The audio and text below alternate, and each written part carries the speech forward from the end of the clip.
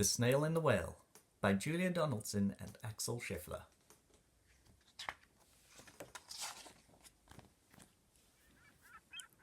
This is a tale of a tiny snail and a great big grey-blue humpback whale.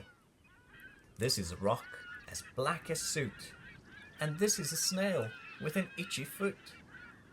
The sea snail slithered all over the rock and gazed at the sea and the ships in the dock. And as she gazed, she sniffed and sighed. The sea is deep and the world is wide. How I long to sail, said the tiny snail.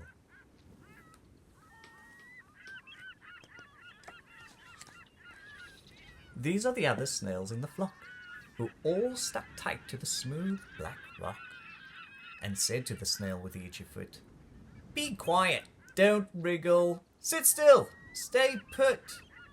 But the tiny sea snail sighed and sniffed, then cried, "I've got it, I'll hitch a lift."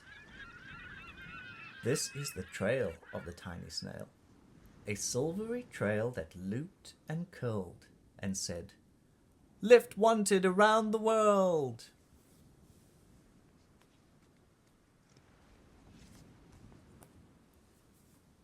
This is the whale who came one night when the tide was high and the stars were bright.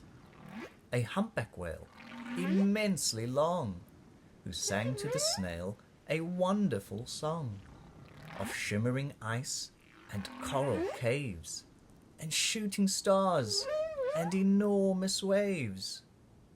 And this is the tale of the humpback whale. He held it out of the starlit sea and said to the snail, "Come sail with me."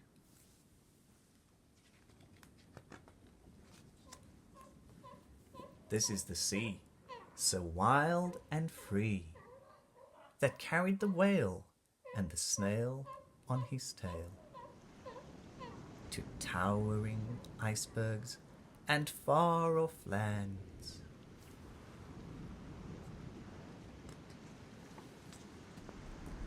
With fiery mountains and golden sands.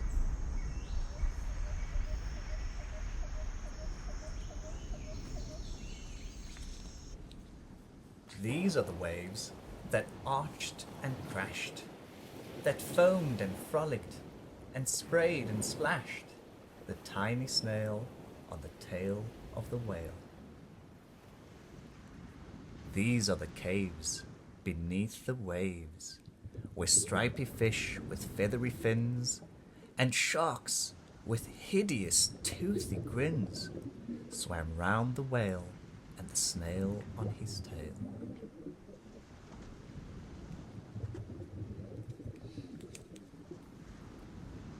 This is the sky, so vast and high, sometimes sunny and blue and warm, sometimes filled with a thunderstorm, with zigzag lightning, flashing and frightening the tiny snail on the tail of the whale.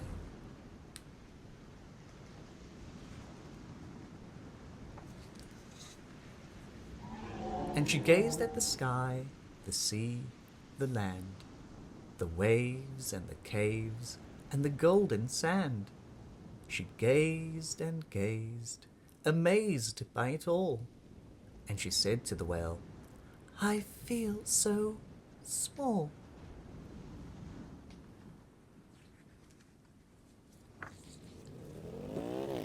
But then came the day the whale lost his way.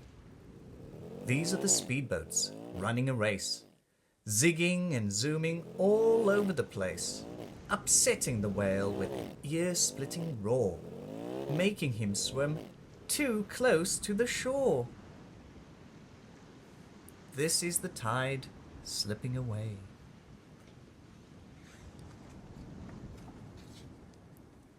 And this is the whale lying beached in a bay. "Quick, off the sand, back to sea," cried the snail. "I can't move on land. I'm too big," moaned the whale. The The snail felt helpless and terribly small. Then, "I've got it!" she cried, and started to crawl. "I must not fail," said the tiny snail. This is the bell on the school in the bay, ringing the children in from their play. This is the teacher holding her chalk, telling the class, "Sit straight, don't talk." This is the board, as black as soot. And this is the snail with the itchy foot. "A snail! A snail!" The teacher turns pale. "Look," say the children, "it's leaving a trail." This is the trail of the tiny snail, a silvery trail saying, "Save the whale!"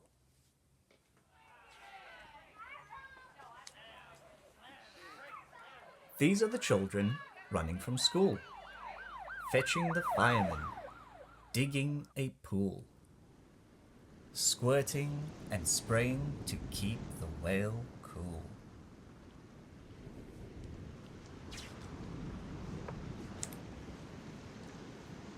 This is the tide coming into the bay.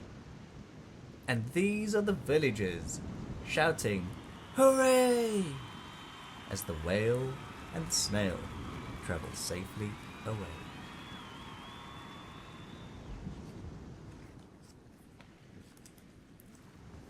Back to the dock and the flock on the rock, who said, "How time's flown!"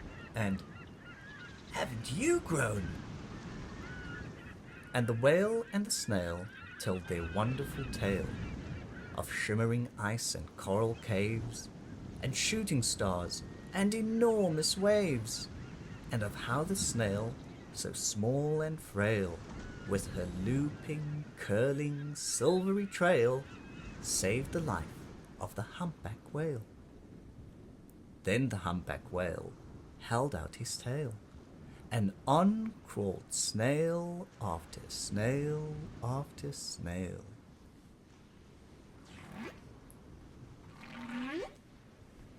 And they sang to the sea as they all set sail on the tail of the grey-blue humpback whale.